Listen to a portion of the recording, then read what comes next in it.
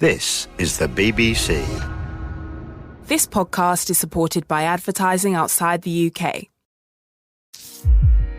BBC Sounds. Music, radio, podcasts. Greetings, I am Maisie Adam and I'm here to tell you that Transfer Gossip Daily is coming back for August, and joining me for a whole host of it as we cast our eye over the month's transfer gossip, rumour and tittle-tattle will be the Daily Telegraph's Luke Edwards.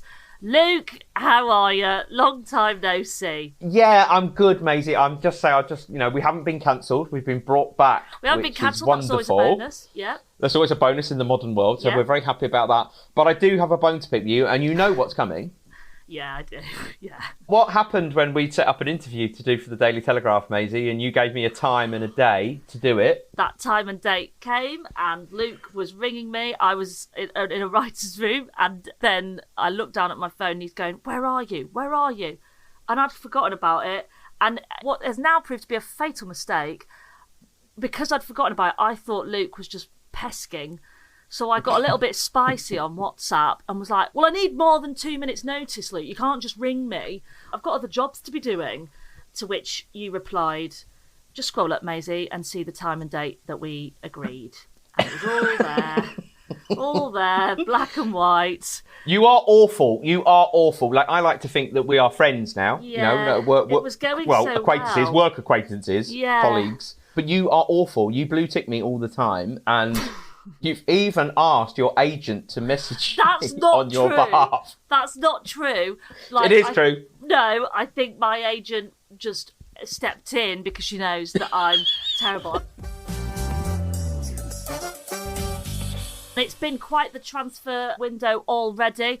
From my side of things, bloody hell, as a Leeds fan, I was like, and we knew Calvin was going to go. You can't be mad at him going to Man City. Absolutely incredible move. But you know what? A little bit of me thought we'd keep Rafinha maybe for one more season.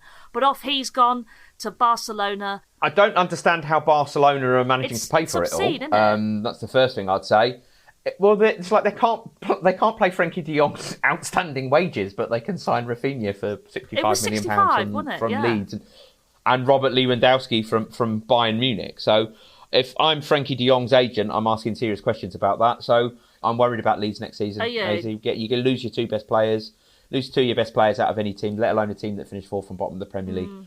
I would be slightly worried You're about not them. enticed by any of the purchases we've made already from the likes of Leipzig Not and Salzburg? particularly. No? Well, you've got proven quality in Rafinha Yeah. and Phillips. You've bought unknown Yeah.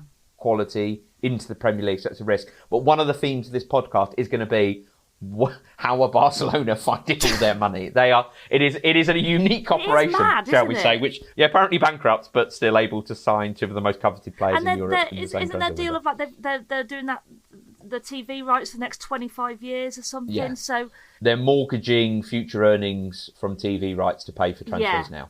What could possibly go wrong I with feel that? like that could be the big thing of this transfer. Let's keep our eye on Barcelona, and frankly, if they're still here next season. Any other transfers that have caught your eye already, Luke? Oh, it pains me to say it, and Manchester City have done They pretty have. well. My two winners so far are Manchester City and Arsenal. Yeah. And I've mocked Arsenal. If you remember in January, I did quite a lot of mocking of Arsenal and the club they had become. But I'm really impressed with Manchester City. Manchester City have signed Haaland and Phillips. Do the rest of the Premier League pack up and go home before the season starts? I mean, they won the Premier League without a striker. They've arguably got the best striker in Europe now. And they bought him for 54 million. They signed Phillips for 43.9 million. That's really good business. So you're looking, that's about 100 million, shall we say? Maths has never really been my great strong point. It's about 100 million. But then they sell Sterling and Gabriel Jesus. Sterling to Chelsea, Gabriel Jesus to Arsenal, then Zinchenko to Arsenal. So they've actually ended up making a profit. They've absolutely smashed it, to be honest, haven't they, City? They know how to do a transfer window. It's really annoying for the rest of us because it's like you look at Manchester City and you think, when are they going to slip up? When are they going to fall? It's not good for the Premier League to have a team winning the league every year. I think that's probably a chat for when the season gets underway. But I think they've done brilliant. They're such a well-run football club now. Yeah. And that's really, really clever business they've done. We can't talk about all of the big teams of the Premier League, Luke, without coming to Manchester United. Bless them. Bless them, Manchester United. I know. Plucky bless underdogs, them. Manchester United. Poor little Manchester United obviously had an absolute shocker last. Well, they did. I think every United fan would say that as well. An absolute shocker on and off the pitch. Lots of drama surrounding them. And of course, you can't talk about Manchester United without talking about Cristiano Ronaldo. What's going to happen? Again. What's our predictions with Ronaldo? It's our Harry Kane, isn't it, of this transfer window? Do you remember Harry last Kane. summer? Is Harry Kane going to stay or go? Yeah. I got that one right. Going to put that out the You strike. I did. did get that right. I said he would stay at Tottenham. Noted. I'm going to say Cristiano Ronaldo is going to stay at Manchester United. Do you think? I don't think there's a market for him anywhere. PSG don't want him. Bayern Munich have repeatedly said they don't want him. Yeah. It's a bit sad.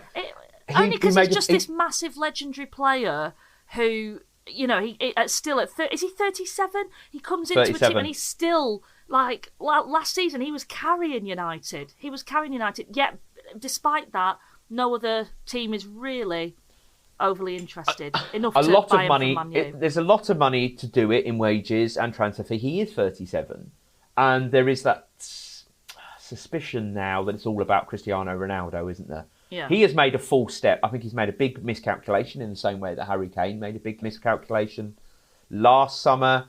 He's got a little bit stroppy, isn't he? He's got a little bit of a huff. I don't know what his family reasons are that he's not in the pre-season. Harry Kane did exactly the same thing last summer, but I said all along, Tottenham were adamant they weren't going to sell. I think Manchester United's position, they aren't going to sell. And this is one of those little quirks of football, because Cristiano Ronaldo hasn't actually directly said that he wants to leave Manchester United. There has not been a single quote directly attributed to Cristiano Ronaldo. So although we know Cristiano Ronaldo wants to leave Manchester United, and that's true, he hasn't said it. So I suspect what we will see the closer we get to deadline day is there'll be a little bit of a public relations exercise and a little smoothing over of things.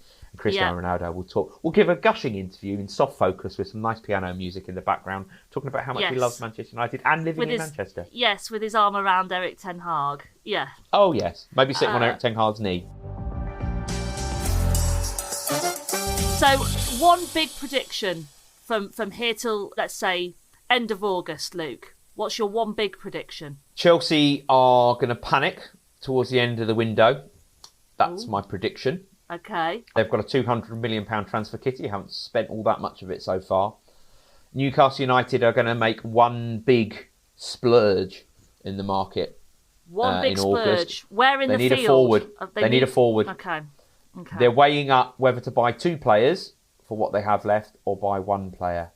And I have a sneaky suspicion it'll be the one player and then try and do a loan to fill the other need. So that's my big two predictions. Chelsea to panic, Newcastle to go big on to a splash forward. out. Yeah. Well, and for Ronaldo to stay at United. Well, let's make a note of those three, and we can goad you, Luke Edwards, in the final hours of the transfer window and see how many of those you get right. Luke, thank you so much. I'll WhatsApp you straight after this. Maybe I won't. Don't bother. Maybe I'll get my agent to get in touch. That's us for now. We'll be starting back properly on August the 1st with all the transfer hearsay you could possibly need. And remember, you can listen only on BBC Sounds. So we'll see you then. Thank you. Bye-bye. Get your football fix on BBC Sounds with big calls from Match of the Day Top 10. Micah, Alan, it's a difficult one. Impossible. Impossible until you put yourself number one. Analysis and debate on the Football Daily. They didn't put a foot wrong tonight. This is going to go down as one of those famous nights in the history of the club. And weekly laughs with Pitchside. Bernardo Silva I interviewed. He loves pancakes. Listen to a hat-trick of football podcasts on BBC Sounds.